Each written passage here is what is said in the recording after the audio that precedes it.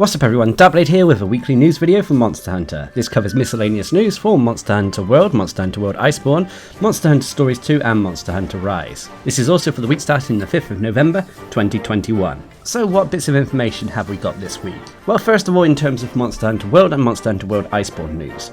Firstly, the Safi-Jiva Siege is no longer available. It's gone away for the next 2 weeks, and instead we have access to the Kulve Siege as well as the Master Rank Kulve event quest.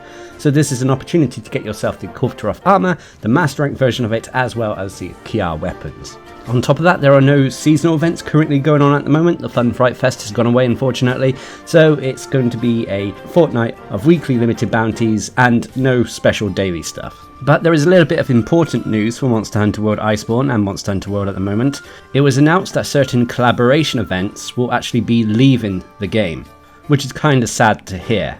The two collaborations in question are the collaboration event with Assassin's Creed, which is the event quest SDF, Silent Deadly Fierce. This high rank event quest will no longer be available from the 3rd of December, and as thus, we won't be able to get ourselves the Assassin's Hood, which is a mantle that gives us increased speed as well as increased strike damage when we perform an opening attack.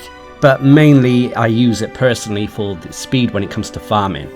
On top of that, we won't also be able to get the Baok layered armor anymore as well when this event quest goes away. So if you haven't done this event quest yet, try to make the time to get it done.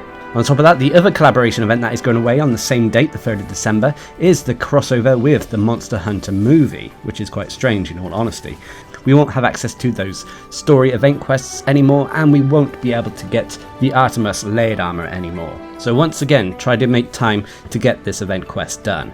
It's funny in some respects that the Monster Hunter movie event quest is going away, as I would have thought Capcom had some rights over it. I assume the reason these event quests and collaboration events are going away is to do with right managements and copyright and all that stuff, but these things happen unfortunately, so you have about a month to get these event quests done if you haven't already done so. But that brings us on to the next game, which is Monster Hunter Stories 2, Wings of Ruin.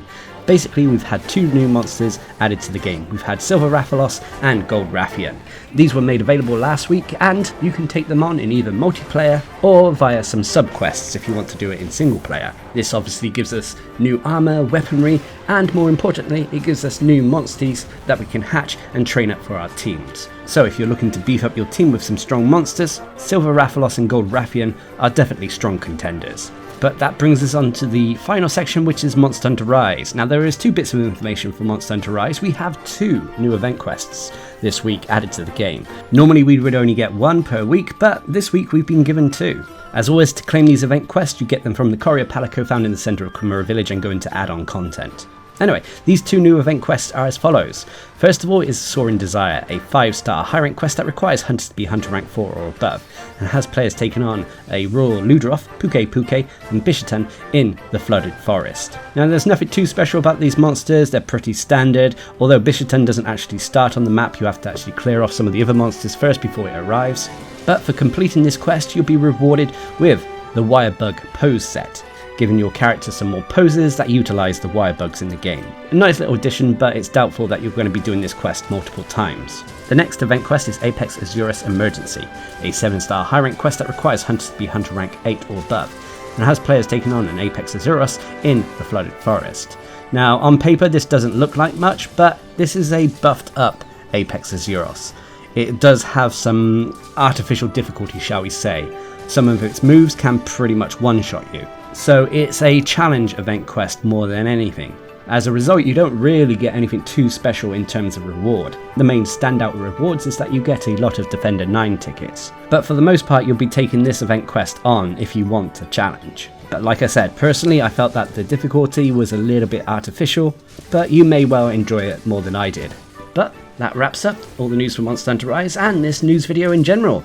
As you can see, there is lots of little bits of information for Monster Hunter going around at the moment. The biggest news, to be honest, this week is the fact that some of the Monster Hunter World event quests and collaborations will be going away. I do fear this means that future collaboration events will go away in the future, like the Witcher collaboration event for example. I'm sure that there's behind the scenes reasons to why these are being removed, which is a shame. I just hope we don't lose more of them. But anyway, what are your thoughts? Leave a comment down below, and until next time, I've been Darcblade, bringing you a news roundup for Monster Hunter. Hope you enjoyed the video. Thanks for watching, subscribe and like for more.